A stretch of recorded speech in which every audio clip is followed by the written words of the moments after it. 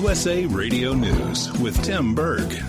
The Iranian state media is reporting that Iran seized 2 British oil tankers in the Strait of Hormuz. President Trump reacts to the news. And Iran is going to work out very nicely. Iran is showing their colors, going to work out very nicely. Iran is in big trouble right now. Their economy is crashing. They're trying to bring soldiers back home because they can't pay them. A lot of bad things are happening to them, and it's very easy to straighten out, or it's very easy for us to make it a lot worse.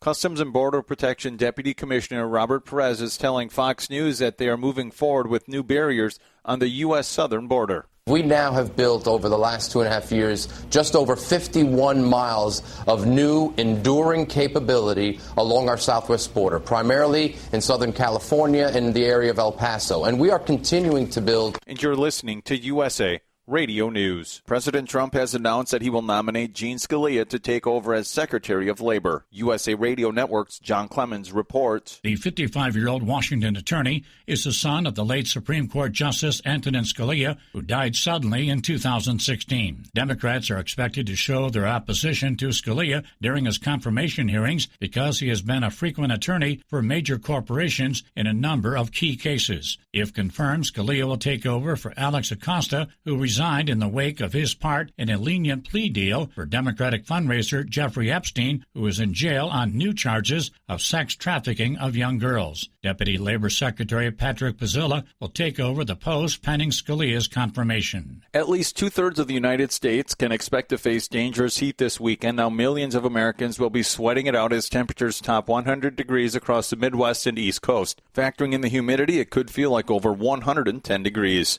And you're listening to USA Radio News. According to the Anxiety and Depression Association of America, over 40 million people in the United States suffer from chronic negative thinking. But what can we do to change that? Well, I had a chance to catch up with John Gordon. He's author of a new book titled The Coffee Bean, a simple lesson to create positive change. And one of the things I asked him was what we can do to create that positive environment when we're out with our friends or even at our workplace.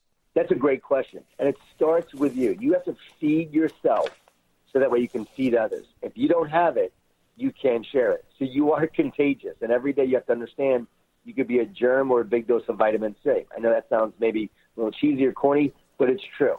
And so every day when you're with your friends, when you're with your team, bring that positive energy to them, and then try to create the dialogue with the team. Hey, how can we be a more positive team? How can we overcome this adversity that we're facing and be stronger together?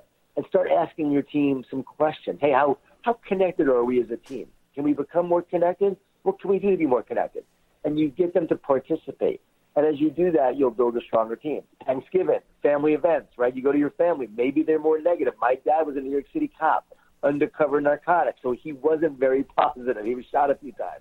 And so I found with my own family, I had to then try to transform them with positivity instead of letting their negativity affect me. For USA Radio News, I'm Tim Berg.